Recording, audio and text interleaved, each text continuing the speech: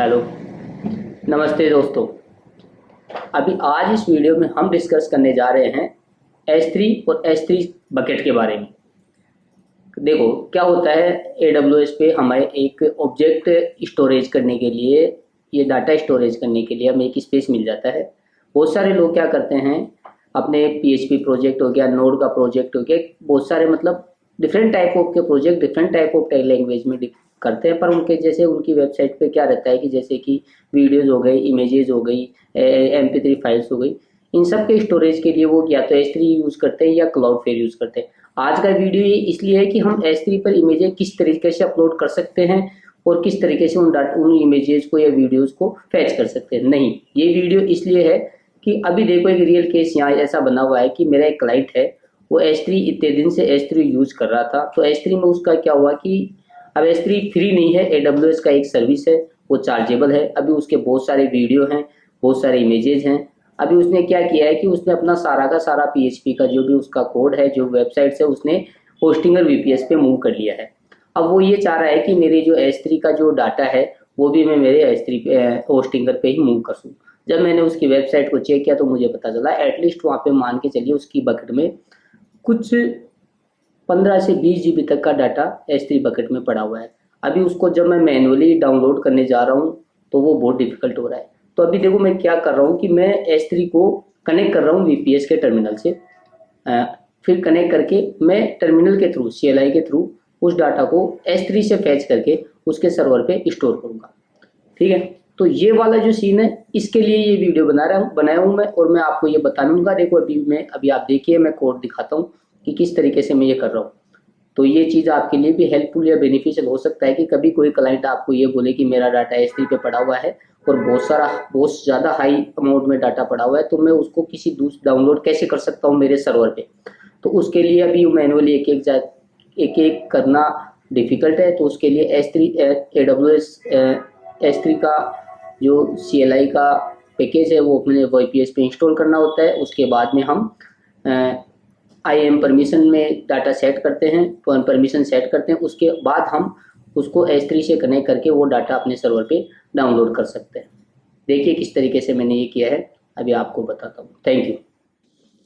हाँ, तो देखिए अभी क्या है, AWS पे अगर हमें CLI से जो भी S3 का डाटा अपने सर्वर पे डाउनलोड, तो कुछ स्टेप हमें फॉलो करने पड़ेंगे। सबसे पहले मैं ये समझता हूँ कि मेरे पास एक सर्वर है, VPS सर्वर है, और उस पर उबंटू इंस्टॉल हो रखा है। तो सबसे पहले मुझे ये चेक करना पड़ेगा कि उसमें AWS का पैकेज इंस्टॉल है या नहीं। ठीक है, तो मैं जाता हूँ और मैं कहीं चेक करता हूँ कि इसमें है या नहीं इंस्टॉल। ठीक है, तो पहला कमांड मेरे यहाँ दिया हुआ है कि आप ये चेक करेंगे कि AWS है या नहीं। अभी मैं चेक कर रहा हूँ तो मुझे बता रहा है कि AWS आपका यहाँ पे इंस्टॉल है। ठीक है, अगर AWS ऐसा कमांड आपको मिल रहा है तो ठीक है, अदरवाइज ये इस तरीके से आपको आउटपुट आएगा। अगर इस तरीके से आउटपुट आ रहा है तो आपको ये दो कमांड्स आपको यहाँ पे चलानी है। उसके बाद ये करल से आपको यहाँ पे एक जिप डाउनलोड करनी है। जिप के बाद उसको अनजिप करना है। अनजिप करने के बाद उसको इंस्टॉल कर लेना है। इसके बाद आपको ये AWS वर्जन में आपको ऐसा वर्जन दिखना स्टार्ट हो जाएगा।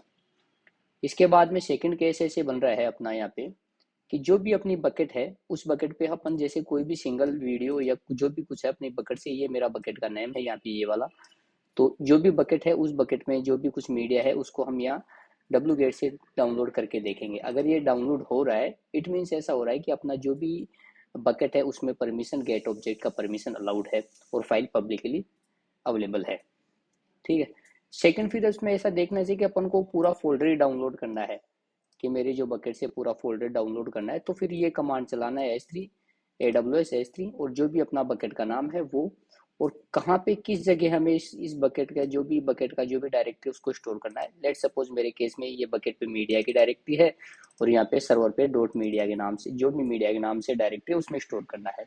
अगर मेरे पास कुछ एरर आ रहा है, इन डेट केस क्या रीजन हो सकता है कि लिस्ट बकेट को परमिशन मिसिंग है, तो उस केस में हमें पहले परमिशन को अलाउ करना है। देखिए 3 टाइप ऑफ यहाँ पे परमिशन दी हुई है। एक तो ऑब्जेक्ट को सिंगल के लिए, लिस्ट के लिए, और यहाँ पे अपलोड करने के लिए। अभी अपने पास ये वाली और ये वाली परमिशन है। ये वाली अगर परमिशन नहीं है, इन डेट केस हमें यहाँ पे एरर आ सकता है। अगर ये वाली परमिशन को हम ऑन करते हैं तो अपने पास ये एरर नहीं आने वाला है। उसके बाद क्या करना है कि इस तरीके से जो परमिशन है उस परमिशन में अभी सिंगल और गेट ऑब्जेक्ट का ही दिया हुआ है, तो उस परमिशन को अपडेट करना है। अपडेट करना जैसे देखिए यहाँ पे आप देखेंगे यहाँ पे ये लिस्ट जो इसका एक्शन दिया हुआ है लिस्ट बकेट, ये लिस्ट बकेट का भी परमिशन हमने इसमें ऐड किया है। इसको ऐड करने के बाद क्या रहेगा, हम उसको AWS कंसोल में जाके जब परमिशन को ये इस जगह पे है AWS में S3 में बकेट में परमिशन ब्लॉक देके हम इसको जब अपडेट कर देते हैं परमिशन, इसके बाद जब हम ये इस तरीके से चेक करते हैं तो फिर मेरे को ये पता चल पाता है कि मेरी ये जो भी मीडिया डायरेक्टरी है इस बकेट के अंदर जो मीडिया डायरेक्टरी है उसमें कौन कौन से फोल्डर्स एग्जिस्ट करते हैं। उसके बाद में जब हम इसे रिकर्सिवली डाउनलोड करना चाहते हैं, देखना चाहते हैं कि उसके अंदर और कुछ कुछ भी है, तो ये कमांड हम यूज कर सकते हैं। और अगर हमें पूरा कंप्लीट डाउनलोड करना है तो S3 ये कमांड लगा के जैसे वेरिएबल www जो भी मेरा वेबसाइट्स है और उसके अंदर जो भी फाइल फोल्डर है उस फोल्डर के अंदर मैं इसको इस तरीके से का कमांड देके स्टोर करवा सकता हूँ। आपके केस में क्या रहेगा कि यहाँ पे ये बकेट का नाम चेंज होएगा, ये डायरेक्टरी का नाम चेंज होएगा, यहाँ पे जो वेबसाइट का URL है वो चेंज होएगा, और जिस डायरेक्टरी में आप स्टोर करवाना चाहते हैं वो वाली डायरेक्टरी का स्टोर। इसके बाद में जब आप ये कमांड लगा के, ये एक स्पेसिफिक फोल्डर के लिए है, ओनली वीडियो फोल्डर के लिए है। और AWS कॉन्फ़िगरेशन में आप जब देखेंगे तो आपको ये भी चीज़ देख करनी है कि अगर आपका जो बकेट है वो प्राइवेट है या बकेट सॉरी आपका जो यूज़र रोल है वो कैसा है। तो ये चीज़ भी देखना पड़ेगा कि आप जिस यूज़र से लॉगिन कर रहे हैं उस लॉगिन में IAM रिक्वायर्ड है या नहीं है। ठीक है। अब जब ये एक चीज़ और यहाँ चेक करनी है कि हमारे सर्वर पे जो हमने डायरेक्टरी बना रखी है, लेट सपोज मानिए कि मेरे यहाँ पे demo.com के पब्लिक HTML के मीडिया डायरेक्टरी है, इस मीडिया डायरेक्टरी की परमिशन भी प्रॉपर होनी चाहिए, अदरवाइज वो एक्सेस नहीं कर पाएगा। ठीक है। इस तरीके से अपन रीसिंक भी करते हैं। फाइनल समरी का ये समझ पाते हैं अपन कि AWS CLI required on server होना चाहिए, get object list to bucket का हमें परमिशन होना चाहिए, फोल्डर डाउनलोड बूथ परमिशन मिलनी चाहिए, और S3 इस कमांड के थ्रू हम इसको डाउनलोड कर सकते हैं। तो देखिए मैंने कुछ इसी तरीके से किया है। और अभी आप यहाँ देखेंगे, देखिए मेरा यहाँ पे ये वाली मेरी बकेट से ये वाला सारा डाटा आप देखिए, ये वाला मेरे सर्वर पे स्टोर हो रहा है, कंटेंट में एक सर्वर पे स्टोर हो रहा है इस तरीके से। अगर मैं आपको दिखाऊं तो आप देख सकेंगे मेरी FTP में। और ये जो मेरा परमिशंस का है वो आप देखेंगे इधर, ये मेरा लोकल बकेट है, और इस बकेट के अंदर ही मैंने इधर लोकल में FCP में मेरे डायरेक्टरीज हैं, और इस साइड ही मैंने यहाँ पे प्रॉपर्टीज में ये जाके इधर जाके जो परमिशन पॉलिसीज है इस तरीके से यहाँ पे परमिशन को जाके एडिट करना है।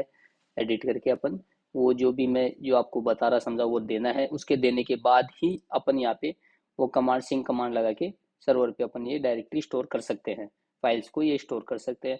आई होप आपके समझ में आया होगा ये जो प्रोसेस है ये वाली। मैं